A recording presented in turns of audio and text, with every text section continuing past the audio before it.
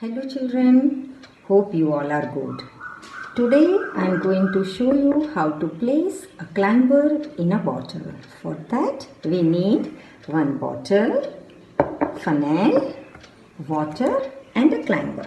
So first of all we'll pour water into this bottle. You can take any bottle, any size. This is a money plant climber. So now I will gently put this climber into this bottle like this. Look at this. You can see the bottle behind me. This climber will remain green throughout the year. You only need to change the water of this bottle every 15 days. Children, you can place this bottle anywhere in your veranda or in your drawing room as a home decor.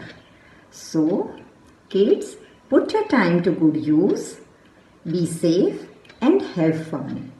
Goodbye.